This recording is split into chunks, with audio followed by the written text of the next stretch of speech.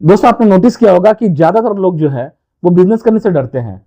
Actually इसका reason क्या है? इसका मेन रीजन ये है कि लोग जानते हैं कि हमारे देश में बिजनेस बहुत ज्यादा सक्सेसफुल नहीं होती है, क्योंकि लोगों को उतनी ज्यादा नॉलेज नहीं है। और इसीलिए तो मैक्सिमम जो बिजनेस है वो स्टार्टिंग के 1 साल के अंदर में ही फेल हो जाते हैं।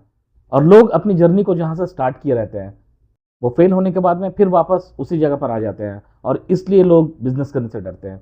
लेकिन ये गलती होती क्यों है? लोग क्यों अपने पैसे को डुबाकर अपने बिजनेस को फेल कर देते हैं? क्योंकि इसमें है जानकारी का अभाव।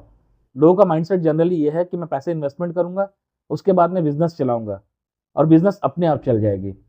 और इस तरह से लोग अपने अपने मन में अलग अलग तरह के ख्याल रख लेते हैं। लेकिन ऐसा नहीं है। अगर आप बिजनेस करने में इंटरेस्टेड है तो आपको कंप्लीटली प्लान के साथ में आगे बढ़ना चाहिए, और ऐसा करेंगे तो ही आप बिजनेस में आगे बढ़ सकते हैं। न तो आपको भी हो सकता है कि लॉस का सामना करना पड़ जाए। तो आज की वीडियो में दोस्तों मैं बिजनेस से रिलेटेड एक इंपॉर्टेंट टॉपिक के बारे में बात करने वाला हूं, जो एक बहुत बड़ा रीजन है जिसके वजह से काफी लोग अपना बिजनेस में अपना पैसा ज्यादा नुकसान कर देते हैं। वो क्या है इस वीडियो में हम बात करेंगे, और इससे किस तरह से बचा जाए ये भी मैं इसी वीडियो में ही बताने वाला हूं। तो अगर आप ऑलरेडी बिजनेस कर रहे हैं या आप कोई बिजनेस स्टार्ट करना चाहते हैं तो ये वीडियो आपके लिए बहुत ज़्यादा हेल्पफुल होगी, क्योंकि ये फेस्टिवल सीजन है। लोग इस समय बिजनेस करने के लिए बहुत ज़्यादा आगे बढ़ते हैं, और इसी वजह से मैं जो वीडियोस बना रहा हूँ इसमें अगर आप बिजनेस करने में इंटरेस्टेड है या बिजनेस करना चाहते हैं तो उससे रिलेटेड जितने भी क्यूरीज आती है, जितने भी प्रॉब्लम्स आती है, मैं उसको यहाँ पर डिस्कस कर रहा हूँ, ताकि इससे आप क्लियर तरह से समझ पाओ कि आपके बिजनेस में कौन सी प्रॉब्लम आ सकती है, और उस प्रॉब्लम को सॉल्व करो और फिर बिजनेस को आगे बढ़ाओ। और ये करके आप कम से कम दूसरे लोगों से अलग करोगे, और इस वजह से आपकी जो बिजनेस है वो बच जाएगी। तो अगर आप अपने बिजनेस को बचाना चाहते हैं, आप जानना चाहते हैं कि क्या प्रॉब्लम है, तो प्लीज वीडियो को पूरा जरूर देखिएगा। नमस्कार दोस्तों, मैं आपका दोस्त रवि कुमार आप सबका स्वागत करते हैं आपके अपने यूट्यूब चैनल पे। चलिए आज की वीडियो को स्टार्ट करते हैं। आज जिस टॉपिक के बारे में बात करने वाला है ये सबसे बड़ी प्रॉब्लम है किसी भी बिजनेस के लिए। जैसे लास्ट टॉपिक में मैंने डिस्कस किया था कि लोकेशन, एक अच्छी लोकेशन एक बिजनेस के लिए बहुत इंपॉर्टेंट रोल प्ले करती है, उसी तरह आज की जो वीडियो की टॉपिक है ये भी बहुत बड़ा रोल प्ले करती है कि आपके बिजनेस कितने दूर तक चलेंगे और उसको कैसे आप चलाएंगे। और ये है दोस्तों रेंट। क्योंकि दोस्तों मैक्सिमम लोग जो बिजनेस करते हैं ना वो रेंट पर शॉप लेकर ही बिजनेस करते हैं, क्योंकि लोगों के पास में लाखों रुपए नहीं होते हैं स्टार्टिंग में ही इन्वेस्टमेंट करने के लिए। इसलिए क्या है, रेंट पर शॉप लेकर अपने बिजनेस को स्टार्ट किया जाता है। बिजनेस चलने के बाद में भले कोई अपना शॉप ले ले वो अलग बात है, लेकिन ज्यादातर लोग रेंट में शॉप लेकर ही अपना बिजनेस को स्टार्ट करते हैं। तो इसमें सबसे बड़ी जो प्रॉब्लम आती है ना वो प्रॉब्लम है कि रेंट ज्यादा है। काफी लोग ऐसे गलती करते हैं, आप देखोगे आपके आसपास में भी ऐसे लोग होंगे जो ज्यादा बड़ी शॉप में बिजनेस करने के चक्कर में बहुत ज्यादा रेंट पे करने लग जाते हैं, और इस वजह से भी लोगों के बिजनेस डूब जाते हैं। और आपको पता है कि रेंट का समय आने से कैसा फील होता है। अगर हम महीने भर बिजनेस करके रेंट नहीं निकाल पाए, उसके बाद में जो घबराहट होती है वो घबराहट वो इंसान समझ सकता है जो ऑलरेडी बिजनेस कर रहा है। क्योंकि इसमें कुछ फिक्स खर्चे होते हैं जिसे हम कम नहीं कर सकते हैं, जैसे कि रेंट है, उसके बाद में इलेक्ट्रिसिटी बिल है, उसके बाद में अगर स्टाफ रखते हैं तो उसकी बिल है, ठीक है। तो बहुत सारी ऐसी चीज है जिसमें जो मेजर प्रॉब्लम है वो है रेंट। जब भी रेंट के डेट सामने आती है ना तो एक व्यापारी समझ सकता है कि उसको कितनी बड़ी प्रॉब्लम होती है, क्योंकि मैं भी इस चीज को फेस कर चुका हूँ। तो इसके लिए अपने बिजनेस को सक्सेस करने के लिए कौन कौन से स्टेप लेने जरूरी है जिससे जिससे आपकी जो रेंट की वजह से जो घबराहट है ना, ठीक है, उसको आप कम कर सको। तो इसके लिए कुछ स्टेप है जो मैंने इस वीडियो में बताया है।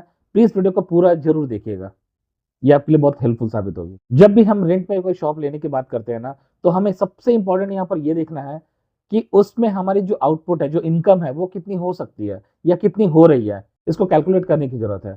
मान के चलो कि अगर हम रेंट 25,000 रुपये दे रहे हैं, अगर हम रेंट 25,000 रुपये दे रहे हैं तो लगभग हमारे हाथ में जो इनकम है वो लगभग 2.5 से 3 लाख रुपए होनी चाहिए।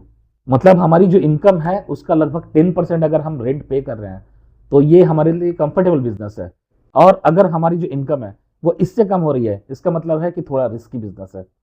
तो यहाँ पर तुरंत संभलने की जरूरत है, क्योंकि इसी रिस्क के कारण में मैंने बहुत सारे ऐसे दुकानों को बंद होते हुए देखा है। तो अब इससे बचा कैसे जाए? फर्स्ट स्टेप है वो है नेगोशिएट। हम क्या कर सकते हैं, जिससे हम रेंट पे शॉप लिए हैं उससे हमें नेगोशिएट करना चाहिए। क्योंकि काफी समय ऐसा होता है कि अगर आपके बातों में वजन है, आप सही से समझा पा रहे हो, तो काफी ऐसे ओनर लोग हैं जो मान जाते हैं। उनको भी पता होती है कि वो जिस जगह पे अपने रेंट दे रहा है तो उसकी वैल्यू कितनी होगी, और जो कोई इंसान उसमें बिजनेस कर रहा है तो उसकी बिजनेस किस तरह से चल रही है।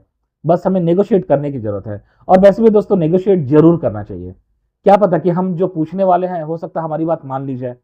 क्योंकि अगर हम 25-50 हज़ार रुपये रेंट दे रहे हैं और अगर नेगोशिएशन से अगर हमारे 2-4 हज़ार 5,000 रुपये कम हो जाते हैं, तो इसमें कोई हर्ज की बात नहीं है, बल्कि हमें इससे फ़ायदा होगा। जो हम 5,000 रुपये अगर हम एक्स्ट्रा देने वाले हैं, अगर उसको हम साल भर में जोड़ें तो 12-5 60,000 रुपया, तो हम इससे 60,000 रुपये बचा सकते हैं। तो इसलिए नेगोशिएट करना बहुत ज़रूरी है। और नेगोशिएशन में आप ये कर सकते हैं दोस्तों कि आप अगर एडवांस ज़्यादा पैसा पे करते हो, तो उनको रिक्वेस्ट कर सकते हो कि आपकी रेंट है वो थोड़ी कम की जाए।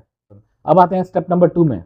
दोस्तों अपने रेंट को रिकवर करने के लिए हमें रेवेन्यू बढ़ाने की ज़रूरत है। अगर हम सही तरह से समझ पाएँ कि रेवेन्यू किस तरह से बढ़ जाए, तो उससे हम अपने रेंट को पे कर सकते हैं और अपने जो टारगेट है, उसको हम कंप्लीट कर सकते हैं। इसमें दोस्तों कि आप जो भी प्रोडक्ट को सेल आउट कर रहे हैं, उसमें थोड़ा हाई मार्जिन के प्रोडक्ट को भी इंट्रोड्यूस कीजिए। क्योंकि अगर हाई मार्जिन की जो प्रोडक्ट है, वो अगर सेल आउट होती है ना ज़्यादा, तो आपके जो रेवेन्यू हैं, वो थोड़ा बढ़ जाते हैं, आपकी इनकम थोड़ी इंक्रीज़ हो जाती है। आप अगर फूड इंडस्ट्री से हैं, रेस्टोरेंट, ढाबा वगैरह का बिज़नेस कर रहे हैं, तो आप ये कर सकते हैं कि इसमें आप जो ऑनलाइन फूड डिलीवरी है वो कर सकते हैं। जैसे ज़ोमैटो के साथ में, स्विगी के साथ में आप काम स्टार्ट कर सकते हैं। आप सीज़नल प्रमोशन कर सकते हैं, क्योंकि ऐसा होता है कि जब फेस्टिवल सीज़न आती है या कोई बिग सीज़न आती है ना, जिसमें बहुत ज़्यादा प्रोडक्ट सेल होती है, तो लोग कॉम्बोज़ में ज़्यादा ध्यान देते हैं। आपने भी देखा होगा बहुत बड़े-बड़े ऐसे एप्लीकेशन हैं, जिसमें बड़े-बड़े जो सेल है, वो लगाए जाते हैं। आपके अगर शहर में कोई बड़ी मॉल है, वहाँ भी बहुत बड़े-बड़े ऑफ़र दिए जाते हैं सीज़न के समय में, तो उनकी जो बिक्री है वो अचानक से बढ़ जाती है। आप इन्फ्लुएंस मार्केटिंग कर सकते हैं सोशल मीडिया पर, क्योंकि ऐसे बहुत सारे सोशल मीडिया इन्फ्लुएंसर हैं जिसके पास में बहुत अलग-अलग तरह के बहुत ज़्यादा ऑडियंस है। अगर आप उन ऑडियंस तक पहुँच सकते हैं ना, तो आपकी जो प्रोडक्ट है वो क्वांटिटी सेलिंग होगी। इससे आपके रेवेन्यू है ना वो बढ़ जाएँगे। तो दोस्तों ये हुई सेकंड स्टेप। अब बढ़ते हैं नेक्स्ट स्टेप की ओर। अगर हम रेस्टोरेंट बिज़नेस स्टार्ट कर रहे हैं, तो अपने जो एरिया है उसका हम बेटर यूज़ कर सकते हैं। इससे क्या होगी, हम कस्टमर बेस को बढ़ा सकते हैं, प्लस अलग-अलग तरह के प्रोडक्ट रखेंगे ना, अलग-अलग तरह की डिश रहेगी, तो हमारे कस्टमर है वो उनका फुटफॉल बढ़ेगा। हम सही जगह सही काउंटर को रख सकते हैं, डाइनिंग रख सकते हैं। उसके बाद में हम नए-नए कियोस्क लगा सकते हैं, ताकि कस्टमर की जो डिमांड हो, वो उनको हमारे शॉप पर मिल जाए। तो इससे क्या होगी कि कस्टमर की जो क्वांटिटी है, यूनिट है, वो बढ़ जाएगी। हमारे हमारे शॉप में कस्टमर का जो फुटफॉल है, वो बढ़ेगा। उसके बाद में हम दोस्तों आउटडोर में जो बुकिंग है वो ले सकते हैं। आपने देखा होगा बहुत बड़े-बड़े इवेंट में, पार्टीज़ में, बर्थडे में, ठीक है, अलग-अलग जगह के जो स्नैक्स वगैरह है, अलग-अलग तरह के डिश वगैरह है, उसकी डिमांड होती है, तो हम वहाँ से भी बुकिंग ले सकते हैं। अगर हम इस तरह की बुकिंग लेंगे ना, तो हमारी बुकिंग बढ़ेगी, उससे हमारी जो इनकम है ना, वो ज़्यादा इंक्रीज़ होगी। तो इससे हमारा रेवेन्यू है ना, वो इंक्रीज़ होगा। अब बात करते हैं दोस्तों स्टेप नंबर 4 की, कॉस्ट कटिंग टेक्निक। हम अपने रेस्टोरेंट के स्टाफ को देख सकते हैं कि हमारे पास में सिर्फ़ उतने ही स्टाफ है जितने की नीड है, या फिर उससे ज़्यादा है। क्योंकि अगर इससे ज़्यादा है, तो हम अपने स्टाफ को हटा सकते हैं, उससे हमारे 2 पैसे बचेंगे। इसके लिए सही से कैलकुलेशन करने की ज़रूरत है कि कौन से स्टाफ की ज़रूरत है और स्टाफ की एक्चुअल पेमेंट कितनी होनी चाहिए। वो हम देखें कि हमें उनकी कितनी नीड है और उनका जो एफर्ट है वो सही है कि नहीं है। और इसको समझकर हम अपने पास में सिर्फ़ उतने ही स्टाफ रखेंगे जितने की नीड है। उसके बाद में हम इन्वेंटरी को देखेंगे कि हमारा कौन-सा प्रोडक्ट है, कौन-सी डिश है वो ज़्यादा चल रही है, कौन-सी कम चल रही है, कौन-सी बिल्कुल नहीं चल रही है। और इसके हिसाब से हम उस तरह की इन्वेंटरी बिल्कुल नहीं रखेंगे जिसकी डिमांड ही नहीं है। इससे क्या होगा, हम इन्वेंटरी से पैसा बचा सकते हैं। क्योंकि अधिकतर जगह ऐसी होती है कि हम ऐसे-ऐसे इन्वेंटरी में पैसा खर्च करते हैं, जिससे हमें कोई आउटपुट ही नहीं मिलती है। तो हम इसके ऊपर में ध्यान देंगे। उसके बाद में लाइट्स हो गई है, बल्ब्स हो गई है, उसके बाद में बैनर हो गए हैं, ये एसी हो गई, कूलर हो गई है। हमें ये देखना होगा कि कौन-सी चीज़ काम की है, कौन-सी काम की नहीं है। अगर क्या उसको रखने के बदले अगर हम हटा दें, तो क्या इससे कस्टमर के ऊपर नेगेटिव इम्पैक्ट पड़ेंगे क्या? इसको हमें देख लेना होगा। अगर नेगेटिव इम्पैक्ट नहीं पड़ रही है, लेकिन उससे हमारे पैसे ज़्यादा लग रहे हैं, तो हम उसको मैनेज कर सकते हैं। उसके बाद में बहुत सारे ऐसे रेस्टोरेंट में देखे होंगे, जहाँ बिना वजह बहुत ज़्यादा पैसा खर्च कर दिया जाता है और सिर्फ़ डेकोरेशन में इतना पैसा खर्च करते हैं कि बाद में बर्डन है ना, वो बढ़ जाती है कैश का। इसलिए हम अपने रेस्टोरेंट में या होटल्स में बहुत ज़्यादा हेवी डिमांड, हेवी एक्सपेंसिव वाली जो लग्ज़रीज़ है, उसको नहीं रखेंगे और इससे हम कॉस्ट कटिंग करके अपने पैसे को मैनेज कर सकते हैं। अब बात करते हैं पॉइंट नंबर 5 की, और ये भी सबसे इम्पोर्टेंट पॉइंट है, और ये है लोकेशन अल्टरनेट करना। जैसे मान लीजिए हमने कोई शॉप को है वो रेंट पे ले लिया है और रहते-रहते हमें समझ में आ रही है कि उतनी ज़्यादा डिमांड नहीं है यहाँ पर उस एरिया में। तो अब हम क्या कर सकते हैं, हम आस-पास के एरिया में देख सकते हैं कि क्या इससे कोई सस्ती सेम तरह की कोई प्रॉपर्टी है जिसको हम रेंट पे ले सकते हैं, और अगर उसमें 2 पैसे बच रहे हैं तो आप वो काम कर सकते हैं। क्योंकि अभी आपने अपना नाम नहीं बनाया है, आप यहाँ पर शुरुआत कर रहे हैं और समझने की कोशिश कर रहे हैं कि कौन सा बिजनेस एरिया है जो सही है। अगर आपके पॉकेट में 2 पैसे बचते हैं, तो ये चीज़ बाद में आपके काम आएगी। इसलिए इस चीज़ को बहुत ध्यान देने की ज़रूरत है। अगर सही लोकेशन मिलती है और सही अमाउंट में मिल जाती है, तो ये बहुत अच्छी बात है। दोस्तों इस तरह से हम अपने पैसे को बचा सकते हैं, उसको मैनेज कर सकते हैं। इससे क्या होगा, हमारी जो रेंट है, हम जो ज़्यादा रेंट दे रहे हैं, उससे हम पैसे को मैनेज करके अगर रेंट देते हैं, तो हमें बहुत ज़्यादा लॉस नहीं होगी। तो अगर आपके शॉप की जो रेंट है वो बहुत ज़्यादा है, आप अफ़ोर्ड नहीं कर पा रहे हैं, तो इस तरह के टेक्निक का इस्तेमाल कर सकते हैं। आपको एक-एक चीज़ में पैसे बचेंगे। आप इसको प्रैक्टिकल करके देखो, तब आपको क्लियर तरह से समझ में आएगी। और ये बहुत ही इफ़ेक्टिव तरीका है, हर कोई आपको बताएँगे नहीं, क्योंकि लोग चाहते नहीं हैं कि आप उसके कॉम्पिटिटर बनो। इसलिए आप इसका इस्तेमाल करके अपने रेंट को सही तरह से मैनेज कर सकते हैं, ताकि आपके ऊपर में बहुत ज़्यादा बर्डन ना बढ़े। और आपके ऊपर बहुत ज़्यादा बर्डन नहीं बढ़ेंगे ना, तो आप उस पैसे को मैनेज करके अपने बिज़नेस को थोड़ा लॉन्ग टर्म के लिए रन कर सकते हो। दोस्तों वीडियो कैसी लगी प्लीज़ कमेंट बॉक्स में ज़रूर लिखिएगा, और आपके अगर कोई सुझाव है, कोई क्वेश्चन है, तो प्लीज़ उसको भी कमेंट बॉक्स में ज़रूर लिखिएगा।